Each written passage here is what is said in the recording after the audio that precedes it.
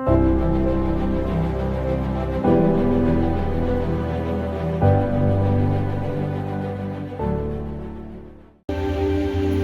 देश को आजाद करवाने के लिए बहुत सारे फ्रीडम फाइटर्स ने, आजादी के योद्धाओं ने अपना खून बहाया है। इस देश को आजाद करवाने के लिए बहुत सारे लोगों ने अपने बलिदान दिए, बहुत सारी शहीदियां हुई हैं। भारत को आजाद करवाने के लिए बहुत सारे भाई बहन बच्चों ने अपना सहयोग दिया। और आप अगर 1947 का इतिहास देखोगे, और उस समय बड़ा कत्लेआम भी हुआ था, तो हमारा सैल्यूट है ऐसे लोगों को जिन्होंने अपने नेशंस के लिए, अपने देश के लिए अपने आप को कुर्बान किया, अपने आप को आगे रखा, जिन्होंने अपने देश के लिए अपने परिवारों को, अपने बच्चों को कुर्बान किया और आजादी के लिए अपना सहयोग दिया। लेकिन मैं आपको एक बात बताना चाहता हूं,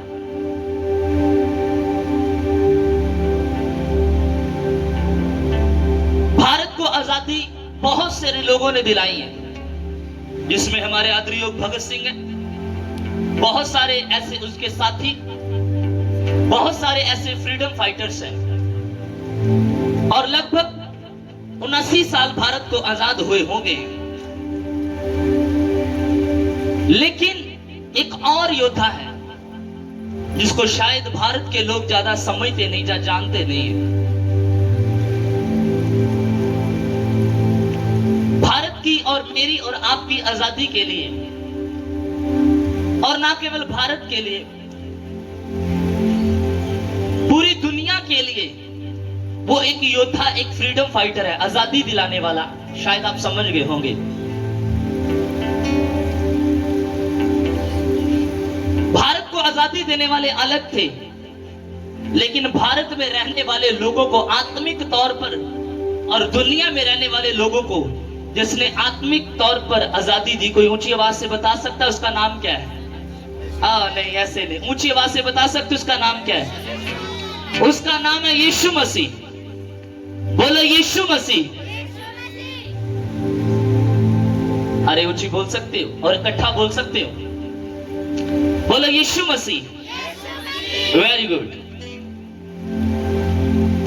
यीशु मसीह ने ना केवल भारत में रहने वाले लोगों को, पाकिस्तान जो हमारा पड़ोसी है, एक अच्छा मुल्क है,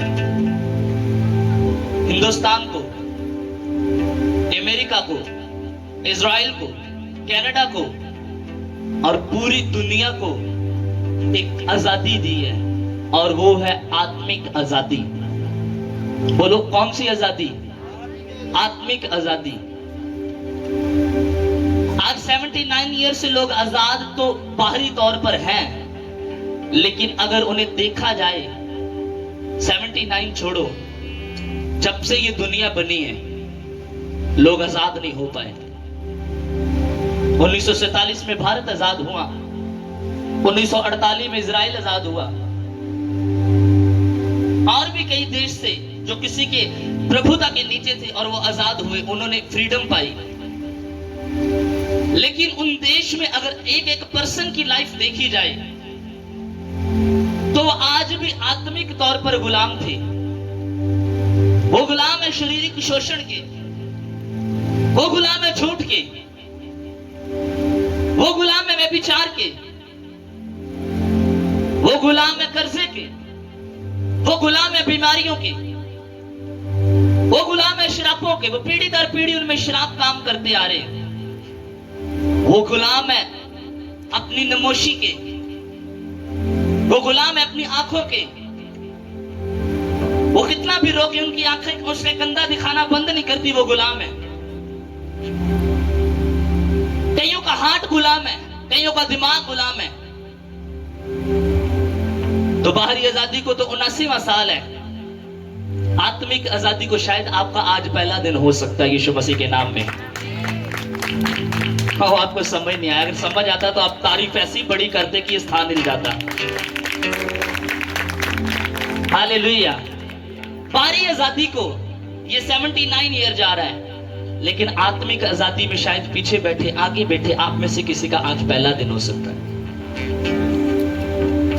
तो यीशु मसीह वो आजादी देता, वो दिन वार समय घंटा पल नहीं देखता। यीशु मसीह मनुष्य का, मेरा और आपका हृदय का परिवर्तन देखता है। जब आपका हृदय परिवर्तन होगा तब ही आप में आजादी आ जाएगी यीशु के नाम से। Hallelujah, hallelujah. इस पीछे वो भाई मोबाइल का यूज कर रहे हैं, उन्हें भी आजादी चाहिए। आप उन्हें आगे बुला दो, कोई जना।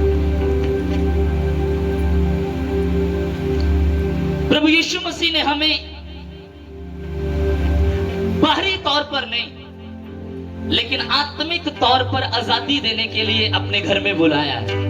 कितने लोग चाहते कि मेरे घर में आजादी आए? मैं आपको पर्सनली जानता, मैं खड़े नहीं करूंगा या बताऊंगा नहीं। अभी चर्च खत्म होगा, भैया पास मेरे बंदे सामने आते, असली प्रेयर करो, मेरा नशा नहीं कर जो जा रहा। भैया पास्टर जी मैं इस चीज तो आजाद होना चाहना, पास्टर जी प्लीज प्रेयर करो, मैं त्या बंधन आ। पास्टर जी प्लीज प्रेयर करो, मैं कर्जे तो आजाद, शराबी की जिंदगी तो आजाद होना चाहना। तो आपको कहना चाहता हूं, आपको महात्मा गांधी से ज्यादा यीशु की जरूरत है आज। भगत सिंह ने अपना काम कर लिया, गांधी जी ने अपना काम कर लिया, करके चले गए। यीशु करके स्वर्ग में बैठा आत्मा के द्वारा तुम्हारे बीच में, तुम कहोगे वो करेगा, पुकारोगे वो आएगा, तुम पुकारोगे वो काम करेगा। ये यीशु है, और यीशु से अच्छा फ्रीडम फाइटर दुनिया में कोई नहीं है। यीशु से अच्छा आजादी दिलाने वाला दुनिया में कोई नहीं। हमें उछालना चाहिए ये। हमें सैल्यूट है महात्मा गांधी के ऊपर, भगत सिंह के ऊपर, राजगुरु सुखदेव के ऊपर, लेकिन तारीफ यीशु के लिए खड़कने वाली होनी चाहिए, जो आज भी जिंदा तुम्हें आजादी देता है। हालेलुया। मैंने सर खपा लिया, प्रभु क्या प्रचार करूं? आजादी की घोषणा तो कर दी, झंडे उठाएंगे, आजादी सेलिब्रेट करेंगे। प्रभु कहता वेट कर। क्यों डरता है? वेट कर। लिस्टिंग करके आए रात को, शायद मुझे भी किसी ने देखा होगा, अंदर मैं लिखने पे जोर रख रहा था।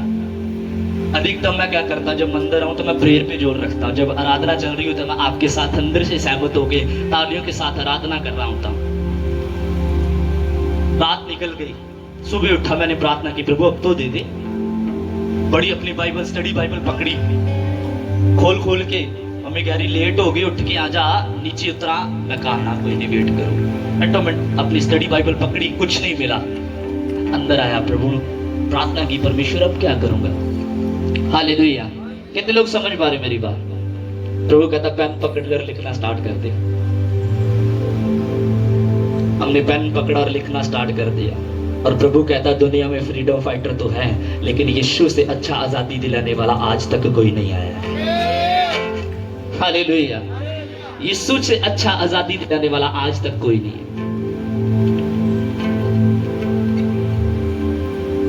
आप किसी और चीज के गुलाम हो, आप बाहरी आजादी के लिए, आप बाहरी छुटकारे के लिए किसी बड़े व्यक्ति की सहायता लो, आपको आजाद कर सकता है। मान लो आप जेल में हो, आपको जमानत की जरूरत है, आप जा रहे हो, प्लीज हमारी हेल्प करोगे? हमारे पास खेत नहीं है, आपके खेत का टोकन हमें चाहिए वकील के पास गिरवी रखने के लिए, हमारी मदद करोगे? अच्छा मैं तुम्हारी मदद करूंगा। आप जेल से निकल आए, आप कर्जे में हो, आपने किसी भाई से कहा भाई मुझे मेरे ऊपर 20,000 कर्जा है, तो मैं इस कर्जे से आजादी चाहता हूं, तू मेरी थोड़े टाइम के लिए मदद करेगा? अच्छा मैं तेरी मदद करता। आपने आजादी पा ली। आप बीमारी में, आपको आजादी नहीं मिल रही, तो आपको किसी ने अच्छे डॉक्टर की सलाह दी, आपने आजादी पा ली। आप किसी और बड़ी समस्या में हो, आपने किसी और पॉलिटिशियन की मदद ली, आप आजाद हो गए, आप थाने से आजाद हो गए, आप फलानी फलानी फलानी ढिमकानी, जो जिस चीज से आजादी चाहिए किसी बड़े व्यक्ति के लिए, आप आजाद हो गए बाहरी तौर पर। लेकिन एक बात याद रखना, यदि आपको आत्मिक छुटकारा चाहिए, यदि आपको अंदर से छुटकारा चाहिए, यदि आपको अंदर से बदलाव चाहिए, यदि आपको अंदर से फ्रीडम चाहिए, उसके लिए ना तो पैसा ना तो बड़ा आदमी, सिर्फ एक व्यक्ति है और उसका नाम है, फिर से बोलो, उसका नाम क्या है? यीशु मसीह। बिना जीसस के तुम कभी भी आत्मिक छुटकारा नहीं ले सकते हो। शारीरिक छुटकारा तुम बंदे ना बने, फिर से फंस गए। तुमने प्रेज ना किया, फिर से बीमार हो जाओगे।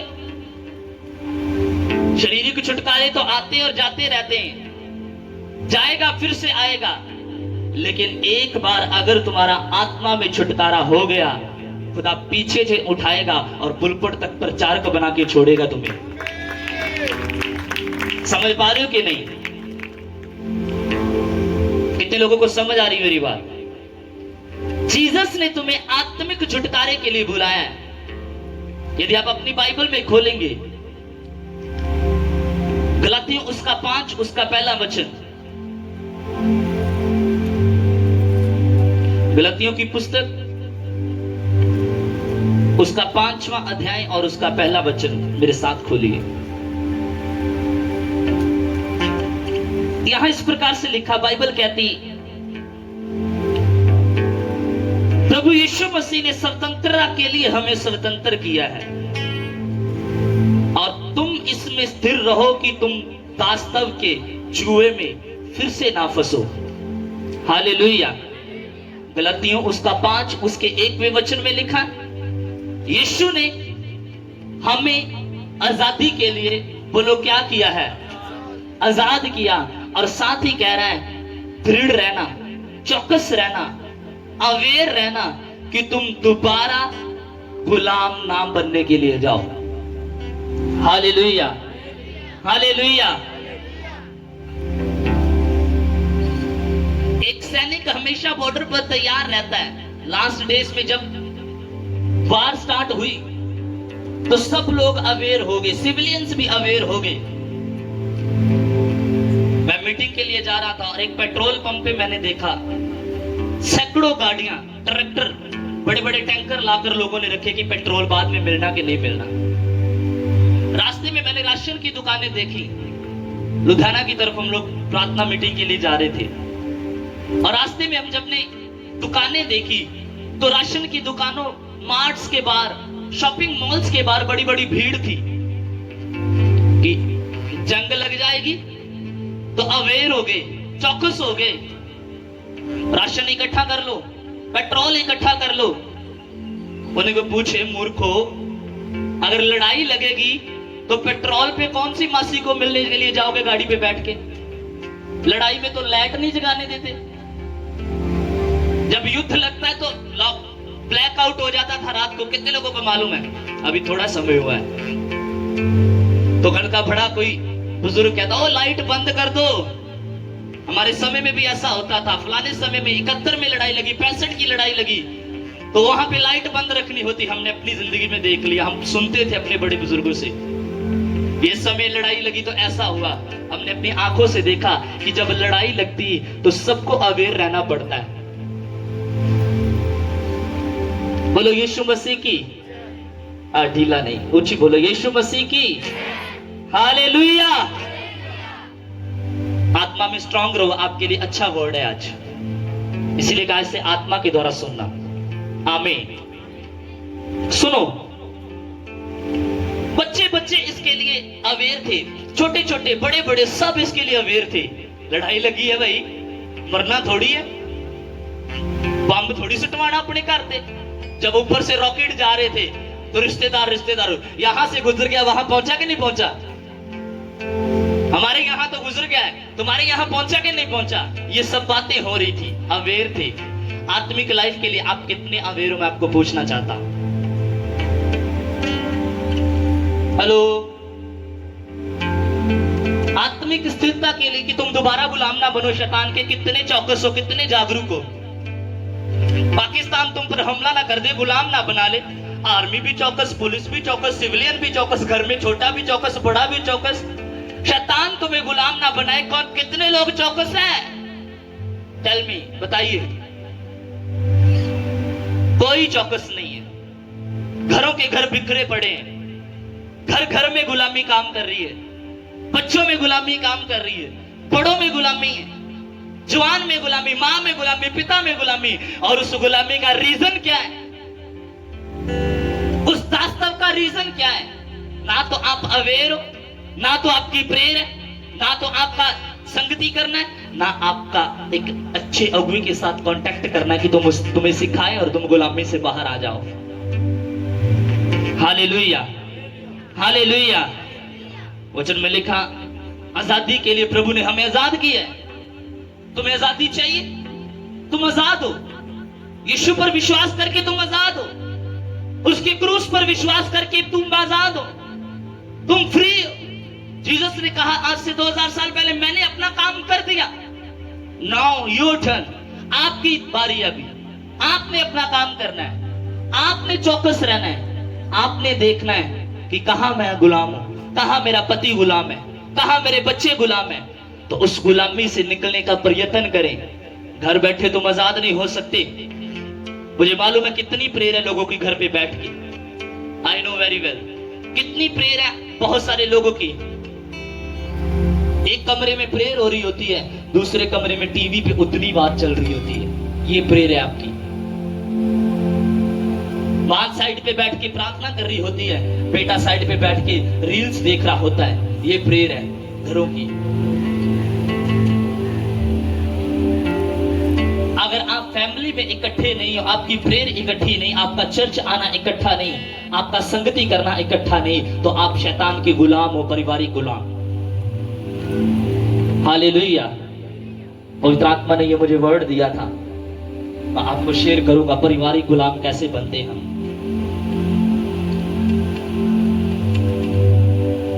विदाउट जीसस और उसकी प्रेजेंस के तुम अपनी गुलामी से बाहर नहीं आ सकते।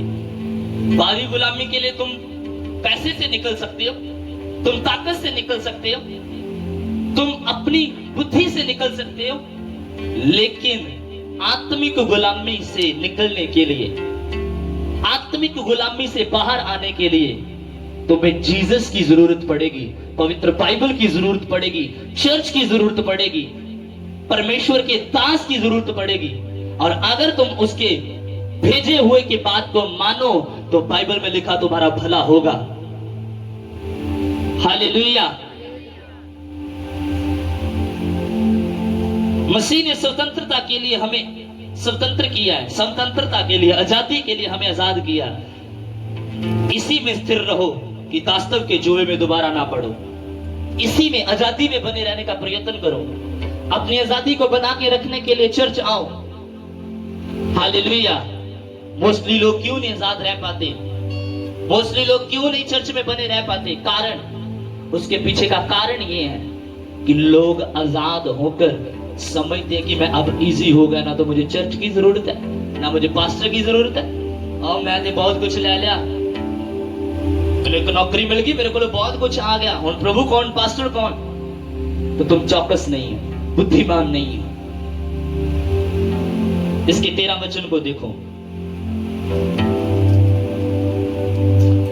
हे भाइयों, तुम स्वतंत्र होने के लिए बुलाए गए।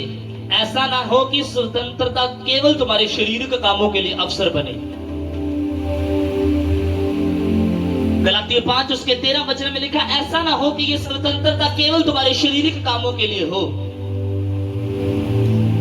हम आजादी सेलिब्रेट करते, लड्डू खाते, स्कूल में मिलते, सब कुछ मिलता है, लेकिन आप आत्मिक डिलीवरेंस के लिए, आत्मिक फ्रीडम के लिए अगर आप अवेयर नहीं हो तो ये स्वतंत्रता जो तुम्हें होगी, शारीरिक कामों के लिए शैतान यूज करवाना स्टार्ट कर देगा। आप अन्य जाति से प्रभु में आ तो गए, अभी आप मूर्ति पूजा नहीं कर रहे हो, अभी आप किसी गलत स्थान पे नहीं जा रहे हो, सहमत नहीं हो, लेकिन आप प्रार्थना भी नहीं कर रहे हो। चर्च आ रहे हो बस, आप अन्य जाति से मसीह में आ तो गए, लेकिन आप प्रार्थना भी नहीं कर रहे हो। तो ये स्वतंत्रता तो है, लेकिन ये शरीर की है, आत्मा की नहीं है। क्योंकि जिसकी आत्मा डिलीवर हो जाती है वो व्यक्ति प्रेयर करना नहीं छोड़ता, प्रभु के घर में आना नहीं छोड़ता, हालात चाहे जैसे भी क्यों ना हो, वो परमेश्वर को कभी भी नहीं छोड़ता है। Hallelujah, hallelujah. ऊंची आवाज से बोलो हालेलुया। कितने लोगों को मेरी बात समझ आ रही है?